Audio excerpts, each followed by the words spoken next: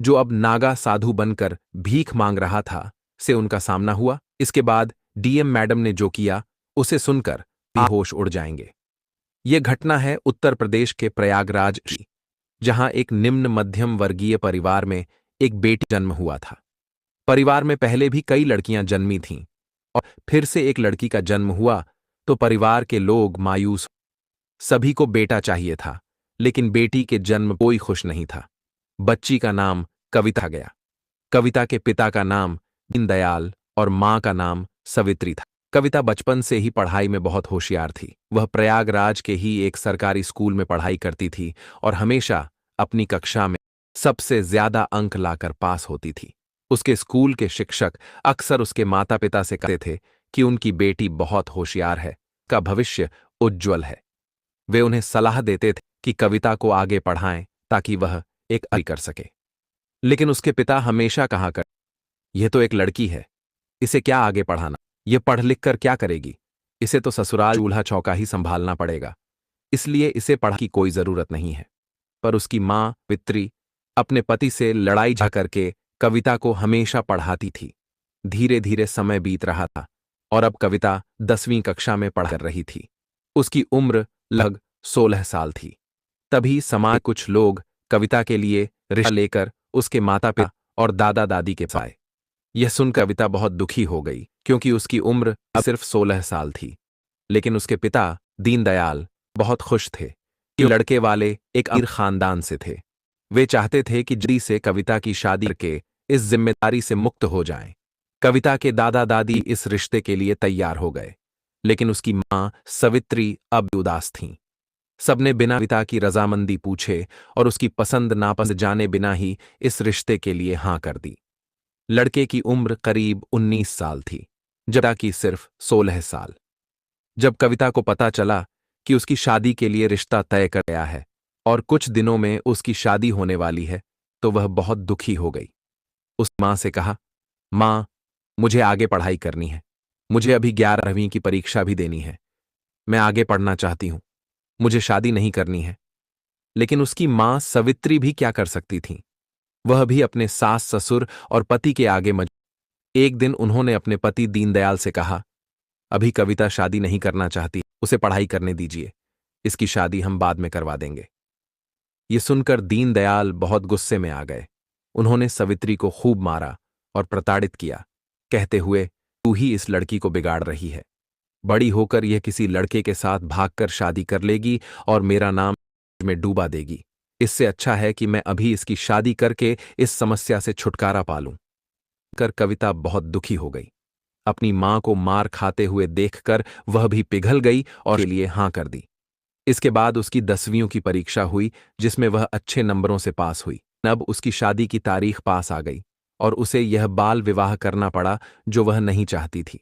अगले दिन कविता ने अपने पति से बात करने की कोशिश की, लेकिन उसका पति न तो उसकी ओर देखता था, ही उसके करीब आता था। शादी के बाद भी दोनों के बीच दूरियां बनी रहीं। सास ससुर और घर के अन्य लोगों की सेवा करती थी।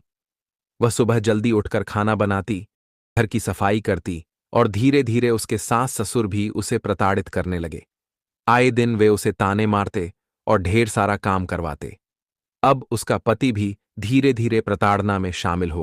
वह रोज रात को शराब पीकर आता और कविता को परेशान करता और बिना कित के शोषित करता और परेशान करता था। कविता धीरे धीरे बहुत ज्यादा परेशान हो रही। एक दिन वह अपने माता पिता के घर जाती है, जहां वह अपनी मां और अपने पिता अपने साथ हो रहे अत्याचार के बारे में बताती है। लेकिन उसके पिता उसका साथ नहीं देते हैं। जैसा तेरे सास ससुर कहें तू वैसा ही कर, अपने पति से ज्यादा मत किया कर। ऐसा कहकर वे कविता को ससुराल वापस भेज देते हैं। अब न तो उसके सहायता करते हैं और न ही कोई उसका पक्ष लेता है। ससुराल उसका पूरी तरह से नरक बन चुका। एक दिन कविता की मुलाकात उसकी सहेली सरोज से होती है। सरोज कहती है, 10वीं का रिजल्ट आ गया है और तूने पूरे बोर्ड में सबसे ज्यादा नंबर लाकर टॉप किया है। यह सुनकर कविता खुश तो होती है, लेकिन मायूस भी हो जाती है और अपनी सहेली ने फूट फूट कर रोने लगती है। सरोज पूछती है, क्या हुआ? तूने पूरे प्रदेश में टॉप किया है, फिर तू रो क्यों रही है? तू, कविता अपनी आप बीती बताती है और मुझे तो आगे पढ़ाई करनी है और एक बड़ा अधिकारी बनना है, लेकिन मेरे ससुराल वाले मुझ करते हैं, मुझसे खूब काम करवाते हैं और मेरा पति मुझे रोज रात को मारता है, खूब मेरी है। ये सुनकर सरोज भी रोने लग जाती है और कहती है, तू कब तक इस नरक में रहेगी? एक ना एक दिन तुझे इससे बाहर आना ही पड़ेगा, वरना तू इसी तरह जीते जी मर जा। एक दिन तुझे हार्ट अटैक आ जाएगा। इससे अच्छा है कि तू अपनी पढ़ाई जारी रख और 11वीं की परीक्षा दे, और आगे तू 12वीं भी कर और आगे जाकर एक बड़ी अफसर बन। ऐसे ही इस नरक में रहेगी तो अपनी पूरी जिंदगी कैसे बिताएगी? सरोज काफी उत्साह बढ़ाती है और कहती है, तू आगे पढ़ाई कर, तेरे बहुत बड़े सपने थे, आखिर क्या हुआ तेरे उन सपनों का? इसके बाद गहरी सोच में पड़ जाती है। थोड़ा समय आगे बढ़ता है, लेकिन सरोज की बातें कविता के दिमाग में गहराई से बैठ जाती हैं।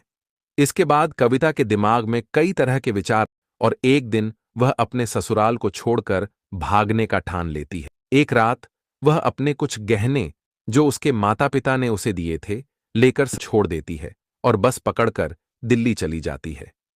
वहां उसकी एक सहेली रहती थी। दिल्ली में ही रहकर अपनी आगे की पढ़ाई पूरी करने लगती है। कविता दिल्ली के एक सरकारी स्कूल ला लेती है, जहां वह अपनी 11वीं की परीक्षा देती है और 12वीं में भी दाखिला मिल जाता है। वह छात्रवृत्ति के आधार पर अपना दाखिला लेती है और अपनी दोस्त घर पर ही रहती थी। उसके पास कुछ पैसे और गहने भी थे, जिससे उसका गुजारा चलता था। धीरे समय आगे बढ़ता है। उसके माता पिता और ससुराल वाले कविता को ढूंढ हार मान चुके थे। उधर कविता अपनी आगे की पढ़ाई जारी रखती है। साथ वह 12वीं कक्षा में भी अच्छे नंबरों से पास हो जाती है। इसके बाद उसके अच्छे आधार पर उसे एक अच्छे कॉलेज में एडमिशन मिल जाता और वह बीए की परीक्षा में भी काफी अच्छे नंबर लाकर पास होती है और अपना नाम रोशन करती है। उसका लक्ष्य आगे एक बड़े अफसर बनने का था। एक दिन उसके कॉलेज में मैडम आती हैं। कलेक्टर मैडम अपने भाषण में अपने जीवन के संघर्षों को सबों के साथ साझा करती हैं। कविता कलेक्टर मैडम की कहानी सुनकर प्रभावित होती है और वहीं से कलेक्टर बनने की प्रेरणा पाती है। कविता उसी दिन कि वह भी एक दिन कलेक्टर बनेगी, लेकिन उसे यह समझ नहीं आ रहा था कि आखिर कलेक्टर बनने के लिए क्या करना पड़ता है, बारे में जानकारी नहीं थी। इसके बाद वह कलेक्टर मैडम का पीछा करती है। सौभाग्य से कलेक्टर मैडम की नजर कविता पर पड़ जाती है। वह कविता से कहती हैं, बेटा क्या हुआ? से देख रही हूं तुम मेरा पीछा कर रही हो। भाषण देते समय भी मुझे तुम्हारे अंदर तेज दिखाई दे रहा था। बोलो बेटा, क्या हुआ? कविता अपने जीवन की पूरी सच्चाई मैडम को बता देती है। वह कहती है, मेरा बाल विवाह हुआ है। मेरे ससुराल मुझे बहुत परेशान करते हैं। मेरा पति भी मुझे बहुत प्रताड़ित करता था। वहां से भागकर मैं एक सरकारी स्कूल में दाखिला लिया और अब बीए की परीक्षा दे रही हूं। यह सुनकर मैडम कहती हैं, कविता बेटा, तुम बहुत बहादुर हो और तुमने बहुत अच्छा किया कि अपने उद्देश्य के लिए कदम उठाया। अगर तुम चाहो तो अपने भविष्य को बहुत सुनहरा बना सकती हो। कविता उनसे पूछती है, मैडम, मुझे आगे जाकर क्या करना चाहिए? मैं भी आपके जैसी बड़ी बनना चाहती हूं। तब कलेक्टर मैडम कविता को बताती हैं, अगर तुम्हें मेरे जैसा बड़ा बनना है तो तुम्हें आईएएस की परीक्षा देनी होगी। यह परीक्षा काफी कठिन होती है, लेकिन मुझे तुम में वह काबिलियत नजर आ रही है। अगर तुम चाहो तो यह परीक्षा दो और करो। एक दिन तुम भी एक बहुत अच्छी कलेक्टर बनोगी। यह सुनकर कब प्रभावित होती है। अब उसे अपना लक्ष्य मिल चुका था। वह समझ चुकी थी कि उसे कलेक्टर बनना है। इसके बाद वह बाकी परीक्षाएं पास करके आईएएस बनने की तैयारी में जुट जाती है। कोचिंग सेंटर में दाखिला लेती है। उसके पास जो गहने पड़े थे उन्हें बेचकर वह अपना दाखिला। कविता अपनी आगे की पढ़ाई जारी रखती है। इसके बाद उसकी मुलाकात एक लड़के से होती है जो आईएएस की तैयारी कर रहा होता है। उसका नाम रवि था। कवि के बीच धीरे धीरे दोस्ती हो जाती है। रवि भी पढ़ाई में बहुत तेज था और उसकी जिंदगी भी काफी गंभीर थी। वह भी एक गरीब परिवार से था और अपने पूरे घर बार को छोड़कर रहने के लिए दिल्ली आया था। धीरे धीरे दोनों के बीच नजदीकियां बढ़ने लगती हैं। दोनों एक दूसरे का उत्साहते हैं और एक दूसरे को पढ़ाई में आगे बढ़ाने में मदद करते हैं। वे साथ में आईएएस की परीक्षा की तैयारी एक के बाद एक वे आईएएस की परीक्षाएं देते जाते हैं और पहली परीक्षा में 2 नंबर लाकर पास हो जाते हैं। उनके अंदर काफी उत्साह था और दोनों मन लगाकर साथ में पढ़ाई कर रहे थे। जहां एक लड़का और एक लड़की होते हैं, वहां पर रिश्ता दोस्ती तक सीमित नहीं रहता। ये रिश्ता ए पर आकर आगे बढ़ ही जाता है। दोनों के बीच नजदीकियां और बढ़ती हैं और एक दिन रवि प्रपोज कर देता है। वह कहता है, कविता, मैं तुमसे बहुत प्यार करता हूं। कविता भी रवि से प्यार करती थी, लेकिन वह चाहकर भी उसे हां नहीं बोल पा रही थी, क्योंकि उसका लक्ष्य अभी कुछ और था, पति अभी भी जिंदा था। कविता कहती है, मैं शादीशुदा हूं। ही मैं अपने पति के साथ कभी भी नजदीक नहीं हुई हूं, लेकिन मैं तुमसे कुछ भी झूठ नहीं बोलना चाहती। सारी सच्चाई बताना चाहती हूं। मुझे तुम बहुत पसंद हो, लेकिन मेरा बाल विवाह हुआ है। पति को छोड़कर यहां आई हूं। रवि कहता है, मुझे तुम्हारे पास्ट से कोई लेना देना नहीं है। बहुत पसंद हो और मैं तुम्हारे साथ पूरी जिंदगी बिताना चाहता हूं। हम दोनों साथ में मिलकर कलेक्टर की आशा देंगे और साथ में कलेक्टर बनेंगे। इसके बाद कविता भी रवि को हां कर और दोनों एक दूसरे के और ज्यादा नजदीक आ जाते हैं। लेकिन कहते हैं ना, नजदीकियां बढ़ जाती हैं, वहां लक्ष्य छूट जाते हैं। और हुआ भी यही। धीरे धीरे रवि का मन हट रहा था, जबकि कविता का ध्यान अपने लक्ष्य पर केंद्रित था। वह अपनी तैयारी पूरी जोरों शोरों से कर रही थी, लेकिन रवि के मन में सिर्फ कविता के ही ख्याल थे। अब अगली परीक्षा आ चुकी थी। कविता ने अपना पेपर खूब अच्छे से दिया और रवि ने भी अपना पेपर दिया, लेकिन परिणाम उम्मीद के बिल्कुल उलट निकले। कविता अपनी परीक्षा में अच्छे नंबर हुई, जबकि रवि फेल हो जाता। यह देखकर रवि काफी ज्यादा दुखी हुआ। ने भी रवि से कहा, हम कुछ समय के लिए अब दूर रहेंगे, क्योंकि अगर हम दोनों ऐसे रहेंगे तो इसका असर हमारी पढ़ाई पर पड़ेगा और अब आखिरी पड़ाव आ चुका है। ने रवि की बात सुनी और खुशी के मारे उसकी आंखों में आंसू आ गए। उसने, तुम सच में मुझे ऐसा सुनाए हो? क्या मैंने सच में कलेक्टर बनने के लिए टॉप किया है? रवि हंसते हुए कहता है, हां, तुमने पूरे जिले में टॉप किया है और अब तुम्हें कलेक्टर बनने मिलेगा। मुझे खुशी है कि तुमने यह साबित कर दिया कि किसी भी मुश्किल को पार कर बड़े लक्ष्य को हासिल किया जा सकता है। कविता की आंखों में आंसू थे, लेकिन वह अपनों को छिपा नहीं पाई। उसने कहा, यह सब तुमसे मिले समर्थन, प्रेरणा और मेहनत के कारण हो सका। बिना तुम्हारी मदद के मैं यह रास्ता नहीं तय कर सकती थी। कविता दोनों एक दूसरे को देखकर मुस्कुराए। कविता के लिए यह सफलता सिर्फ एक व्यक्तिगत नहीं थी, बल्कि यह हर उस कठिनाई, संघर्ष और दर्द का प्रतीक थी जिसे उसने मन में सहा था। कविता का जीवन अब एक नई शुरुआत की ओर बढ़ रहा था और रवि भी कविता को देखकर गर्व महसूस कर रहा था। अब दोनों जानते थे कि सफलता सिर्फ शिक्षा मेहनत से नहीं, बल्कि अपने सपनों के लिए लगातार लड़ने और हार न मानने से मिलती है। अगले कुछ दिनों में कविता का इंटरव्यू हुआ, जिसमें उसने शानदार प्रदर्शन किया और अपनी पूरी तैयारी को साबित किया। परिणाम आया और कविता ने कलेक्टर अपना पूरा किया। रवि ने उसकी कड़ी मेहनत को देखा और कहा, तुमने सिर्फ अपने लिए नहीं, बल्कि उन सभी महिलाओं के लिए भी एक मिसाल पेश की है, जो समाज में दबावों और चुनौतियों का सामना करती है। तुमने हमें सिखाया कि किसी भी स्थिति में अपने सपनों से समझौता नहीं करना चाहिए। कविता ने कहा, यह मेरी केवल व्यक्तिगत सफलता नहीं है, यह उन सभी लोगों की सफलता है जिन्होंने मेरे सपने मिस किया और मुझे हर कदम पर समर्थन दिया। अब कविता कलेक्टर बन चुकी थी। सफर यहीं खत्म नहीं हुआ था। उसने और रवि ने कसम खाई थी कि वे दोनों एक साथ नहीं छोड़ेंगे और अपनी मंजिल तक एक साथ आगे बढ़ेंगे। कविता ने रवि को गले लगा बहुत रोते हुए पूछा, तुम्हारे रिजल्ट का क्या हुआ? रवि ने मुस्कुराया, मैं तो तीसरे अटेम्प्ट में भी फेल हो गया था और चौथे अटेम्प्ट में भी फेल। यह सुनकर कविता का दिल भर आया। उसने मायूस होकर कहा, मुझे माफ कर दो।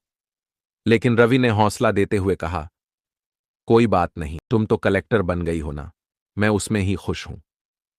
दोनों ने एक दूसरे को फिर से। इसके बाद कविता ने रवि से कहा, मैं डीएम के पद पर होने से पहले तुमसे शादी करना चाहती हूं, लेकिन उससे पहले मुझे कानूनी तौर पर अपने पति से देना पड़ेगा। कविता ने अपने पति को तलाक का नोटिस भी जारी किया। उधर से कोई जवाब नहीं आया। धीरे धीरे समय बीतता गया और रवि दोनों साथ रहने लगे। वे अब भी शादी नहीं कर पा रहे थे, क्योंकि कविता पहले पति से तलाक नहीं हो रहा था। इतने में कविता की पहली पोस्टिंग उत्तर लखनऊ शहर में हो गई। जहां उसे अपना कार्यभार संभालना था। सबसे पहले कविता मां से मिलने घर गई। उसने घर जाकर अपनी मां को ढूंढा, जो किचन से बाहर आईं। अपनी बेटी को सामने देखकर मां खुशी से झूम उठीं। उन्होंने कविता को गले लगाया और कहा, बेटी, तू कहाँ गई थी इतने साल? हम सब बहुत परेशान थे। मां को बताया, मां, मैं दिल्ली में थी। वहां मैंने खूब मेहनत की और एक्टर बन गई हूं। यह सुनकर उसकी मां की आंखों में आंसू आ गए और उन्होंने को बुलाया। कविता के पिता अपनी बेटी को देखकर खूब रोने लगे और कहते हैं, बेटा, मुझे माफ कर दे। इस समाज में बेटियों के साथ इतना गलत, जिसके चलते मैंने तेरी नाबालिग अवस्था में ही शादी करवा दी थी। तेरे ससुराल वाले बहुत प्रताड़ित किया था, फिर भी मैंने तेरी एक नहीं सुनी थी। आज मुझे खूब एहसास हो रहा है। कविता के पिता रो रो कर उससे माफी मांगे। कविता ने अपने दोनों माता पिता को गले लगाते हुए कहा, ठीक है, आप मेरे साथ चलिए। हम अब एक अच्छे घर में साथ रहेंगे। साथ ही कविता के माता पिता भी उसके साथ रहने लग गए। धीरे धीरे समय बीतता गया। एक दिन प्रयागराज में महाकुंभ मेले का आयोजन हो रहा था। मां ने उससे कहा, बेटा, अगर तुम्हें अपने काम से थोड़ी सी फुर्सत मिल जाए तो प्रयागराज कुंभ मेले में चलें। कविता ने अपनी नौकरी से 2 दिनों की छुट्टी अपने माता पिता के साथ प्रयागराज जाने का फैसला किया। यह महाकुंभ सदी का बड़ा आयोजन था। वहां कुंभ मेले की रौनक अपने चरम पर थी और चमत्कारिक संतों की भीड़ से मेले का माहौल अद्भुत हो गया था। डीएम मैडम की मां और पिता के साथ इस पवित्र महाकुंभ मेला घूम रही थी। वह नदी के घाट पर पहुंची, जहां स्नान हो रहा था। तभी अचानक एक नागा साधु आता है और कविता के पैर पकड़ने लग जाता है। कविता ने चौंकते हुए पूछा, आप मेरे पैर क्यों पकड़ रहे हो? साधु महात्मा ने अपने मुंह से, और यह देखकर कविता स्तब्ध रह गई। वह साधु कोई और नहीं, का पहला पति था। कविता ने कहा, आप साधु के रूप में कैसे? साधु यानी कविता के पति ने कहा, जब तक तुम मेरे साथ थीं, तुम्हारी कदर नहीं की। मैं तुम्हें रोज पीटता था, लेकिन जब तुम मुझे छोड़कर गईं, तो मुझे तुम्हारी बहुत कमी महसूस हुई। मेरे माता पिता को भी तुम्हारे बिना बुरा लग रहा था। धीरे धीरे मैं बहुत दुखी हो गया। मैंने तुम्हें खूब ढूंढने की कोशिश, लेकिन तुम नहीं मिली। मैंने एक अच्छी औरत को खो दिया था और बहुत ज्यादा दुखी हो गया था। कुछ सालों तक मैं इधर उधर पागलों की तरह घूमता रहा। इसके बाद मैंने निश्चय किया कि मैं अब संन्यास ले लूंगा, और तब मैंने साधु बनने का फैसला किया।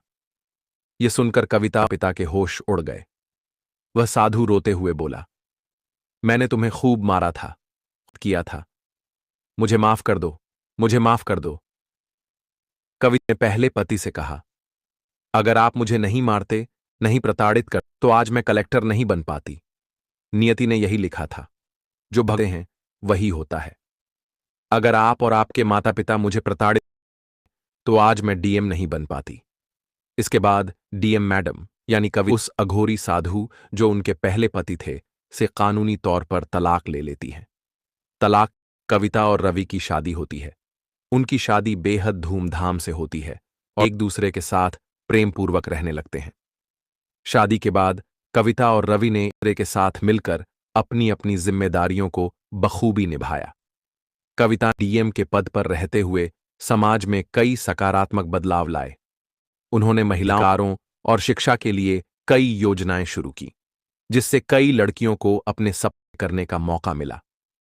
रवि ने भी अपने कलेक्टर बनने के सपने को जीने का फैसला किया और कविता के समर्थन से एक बार फिर से परीक्षा के लिए शुरू की। इस बार रवि ने पूरी लगन और मेहनत से पढ़ाई की और वह भी कलेक्टर बनने में सफल हो गया। दोनों ने अपने अपने क्षेत्रों में आदर्श बनकर समाज के सामने एक उदाहरण प्रस्तुत किया। उनकी कहानी ने न केवल लोगों को, बल्कि यह भी दिखाया कि अगर सही समय पर सही फैसले लिए जाएं और सच्चे का साथ हो, तो किसी भी मुश्किल को पार किया जा सकता है। उनकी सफलता पूरे देश में चर्चा का विषय बन गई और कई युवा उनके जीवन से प्रेरणा अपने सपनों को साकार करने के लिए आगे बढ़े। कविता और रवि का जीवन प्रेरणादायक कहानी बन गया, जो समाज में परिवर्तन और उम्मीद की किरण लेकर आया। दोस्तों, इस कहानी का उद्देश्य किसी को दुखी करना या किसी की भाव ठेस पहुंचाना नहीं है।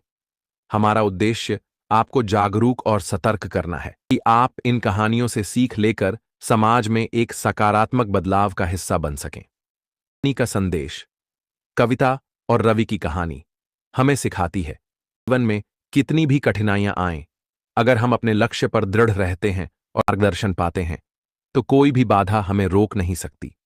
यह कहानी गांव की शिक्षा, आत्मनिर्भरता और समाज में समानता के महत्व को भी उजागर करती।